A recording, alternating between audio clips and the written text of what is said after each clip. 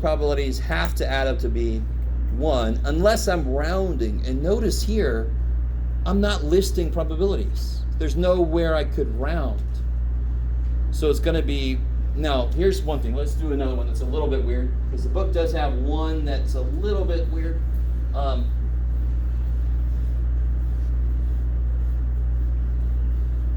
What if I had this distribution here?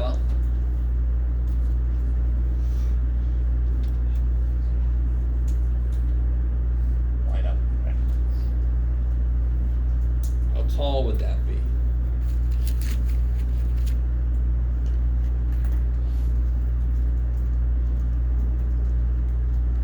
Sorry? Yeah, 1 over who? 2.3.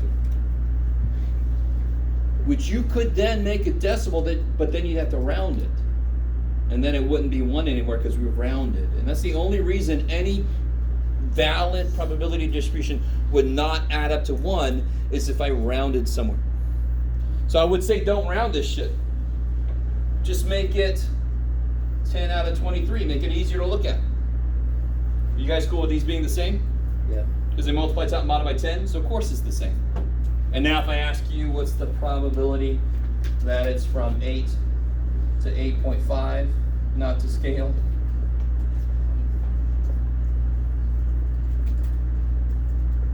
How would you do that? 0.5 times 10 Yeah, it'll be 0.5 of a width times 10 out of 23. And what's half of 10 23rds?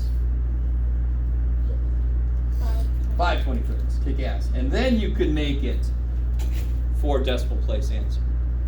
But as long as you don't round somewhere in the setup of the distribution, your area's got to be 1.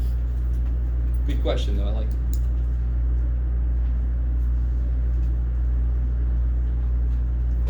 Okay. I almost want to show you. Well, I am.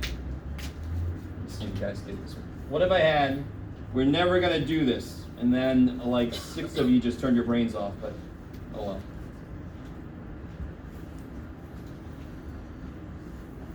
Can somebody figure out what the height of that would have to be to make it a valid probability distribution?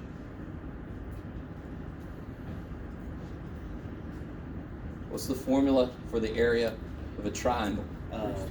So the square root, I mean.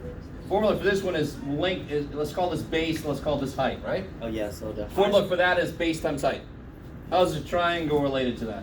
So the Cuts it in half. So that's why the area formula for a triangle is 1/2 base times height. So again, this one's a little bit of a thinker. How wide is this? What's the base? 6. So I want 1/2 times that times the height. So what's 1/2 times 6?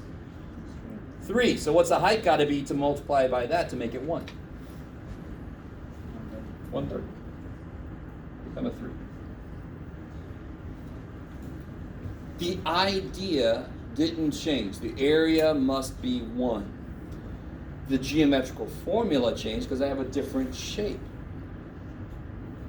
So there could be a lot of, and believe it or not, the triangular distribution does actually happen.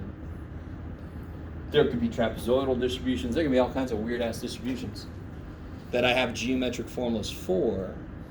And I think last time I pointed out, what we're eventually approaching is using this dude, of course. Yeah. This guy. Wow, why is that guy... Why are we going to need help? It's still the same idea. The idea can't change. The answer is the area of the section I'm talking about if the whole area is 1. But once I start talking about areas, when I have a curvy shape, our regular geometry goes, I don't have a flipping clue, dude. Shit. Right? I mean, what is the area of this shape? What formula do you use? You don't. You could use calculus, but I know you don't need calculus to take this course, so we're not going to use calculus. That's one of the big things calculus does, is it figures out the area under anything, any freaky little dude, if you know its definition, its function. We're not going to learn calculus. Don't freak out. thing. All right. It's still going to be the same idea, but we're going to have a chart that somebody created using calculus. It's going to have all the answers for me for different sections of it. So we'll see how that works probably the next class after this. Okay. So let's do this. I've got a handout, hopefully somewhere up here. There it is. One side has got this nifty looking, it's a histogram, it looks a little bit like a pyramid.